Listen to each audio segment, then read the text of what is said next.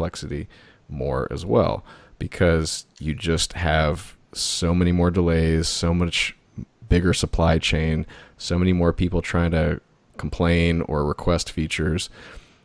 I would add that the development costs are mainly due to the lack of a serious threat forcing quick decisions to be made or hard decisions to be made, and also the scale and scope of the program itself, which is kind of unique. So I'm just trying to answer my own question, but what I also wanted to say was from the political angle, the program is interesting to me because if you look at some of the brochures or just do enough research, you'll notice this. The countries that have been selected to participate in the development and manufacturing of the jet are basically NATO countries, and with the exception of Japan. But they're basically U.S. empire military base allies. We have U.S. bases, or U.S. has bases in those countries.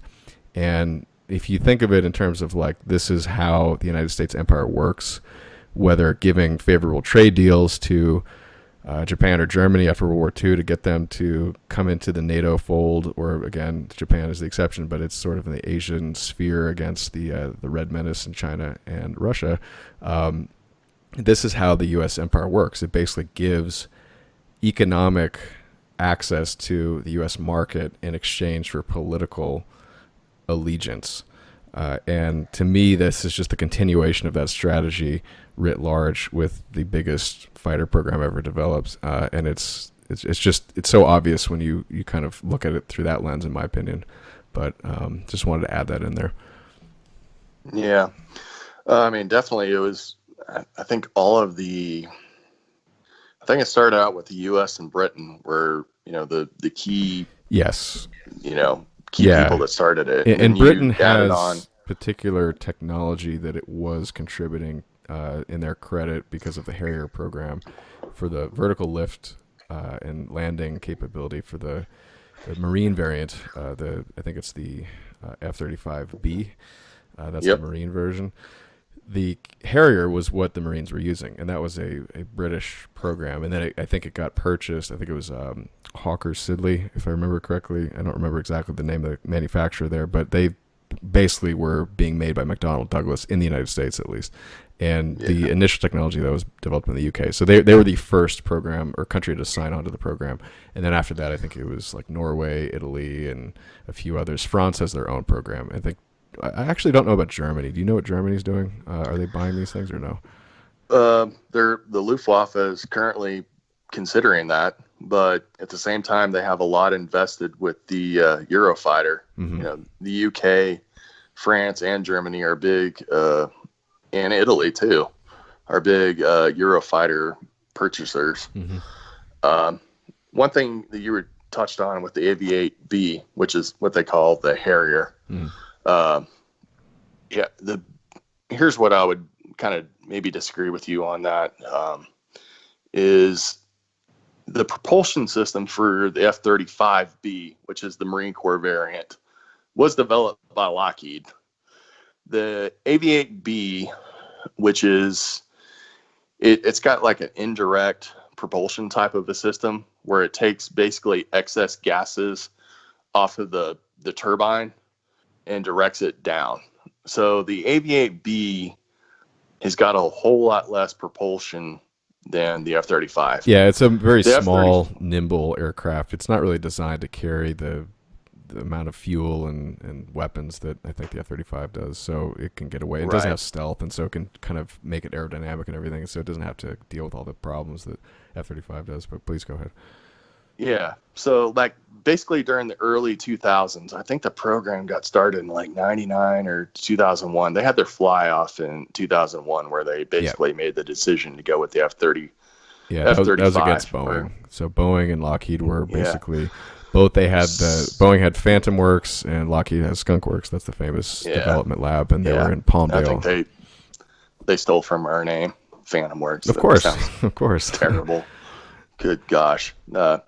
But, the Boeing aircraft basically went with the AV-8B type of propulsion, mm-hmm. where the F-35B has got It directs downward its entire, butthole, if you will, directs it down, and it's got a huge amount of lift on that, where, the Harrier basically took indirect gases off of the main turbine and tried to go with the Harrier type of option.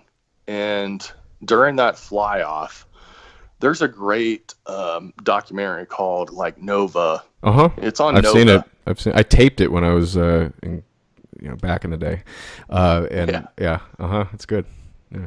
So, I mean, they had to take off a lot of the different panels just to get the weight exactly right. So they went with the AV-8B Harrier option with that. And it was too dang heavy. And I don't know if you've ever seen like the Boeing JSX. They called it terrible JSF looking back then. I hate it. Yeah.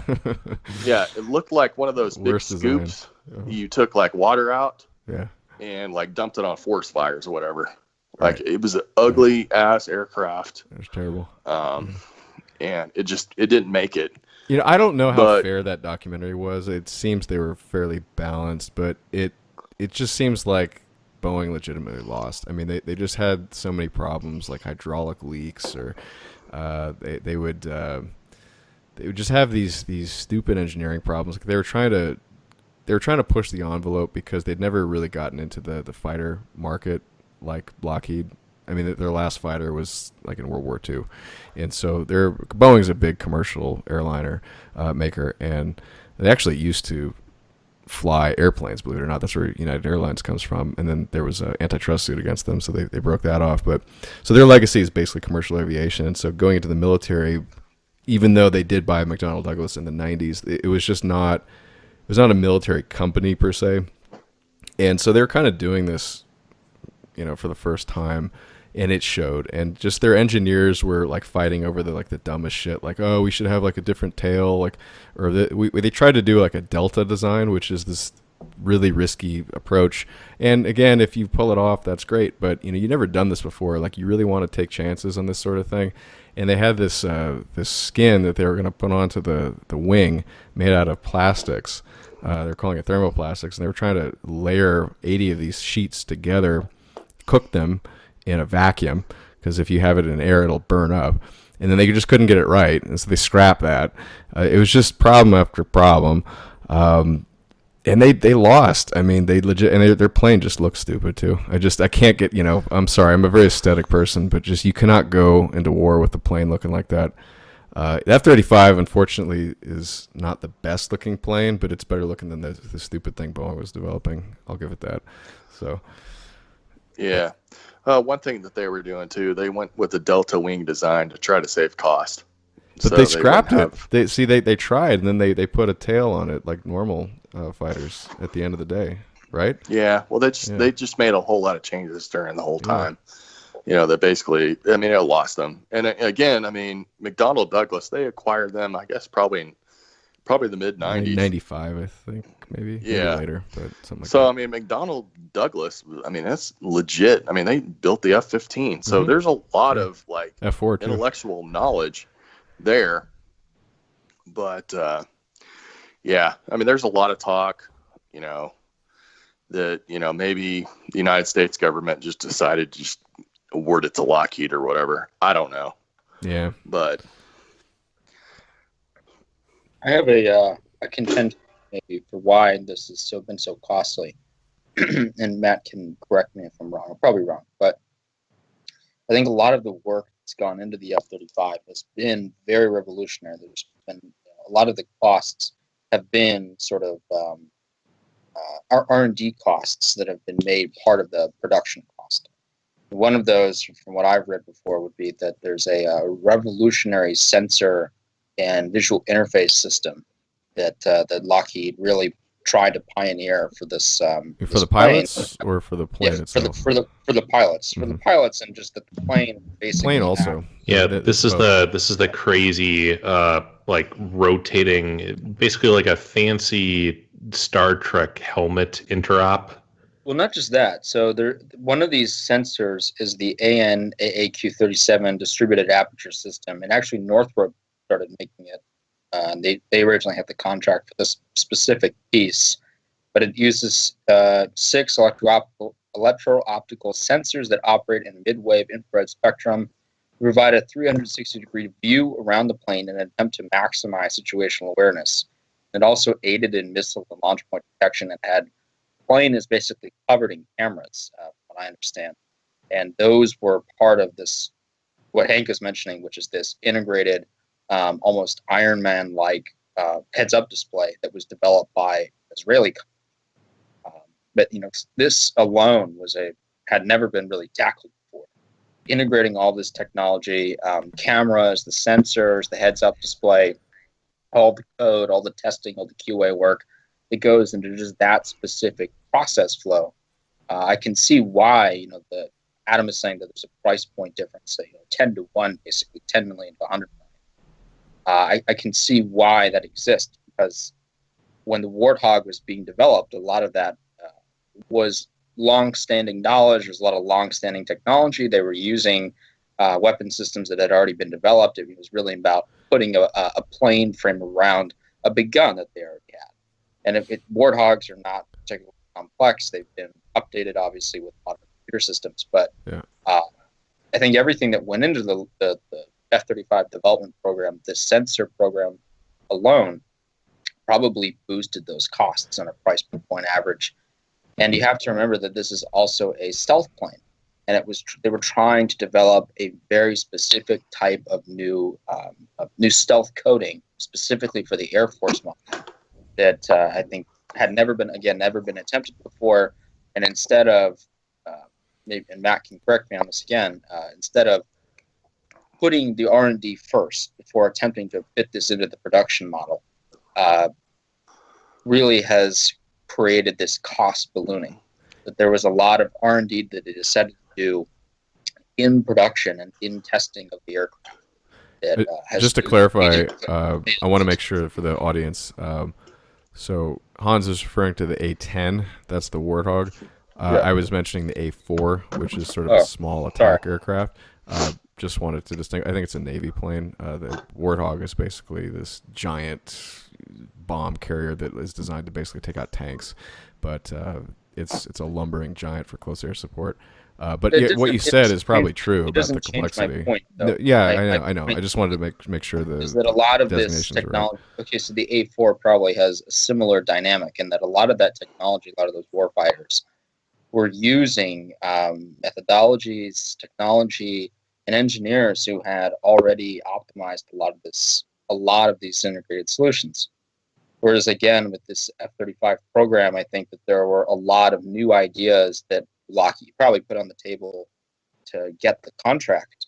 The U.S. government loved it and probably had maybe kind of an oh shit moment and realized that they had to include all of this, things they had never done before, on this new plane with an entirely new manufacturing process. And frankly, whenever you add software, like the extent to which the F-35 is software driven as opposed to hardware driven is absurd. And that's something that it's almost guaranteed to balloon costs. The track record for very large monolithic software products is terrible. Like, human organizations empirically can't deliver multi-million lines of code software projects on time and on budget. That just never happens. I have some numbers on that, but I want to let Matt jump in if he had something to respond. I'd like to hear from Matt. Gosh, there's a lot to start with that. For one thing, too, I mean, this is one thing that should be clear to everybody here on this podcast is this plane is trying to solve the needs of 3 different military branches. And dozens, probably a dozen countries. Well, those dozen countries do whatever the hell we give them. I mean, don't forget about that. I mean, it's really the Air Force, the Marines, and the Navy, that really drive those requirements. And what is really unique, which is completely just blows my mind with this program, is this requirement to have vertical takeoff and landing.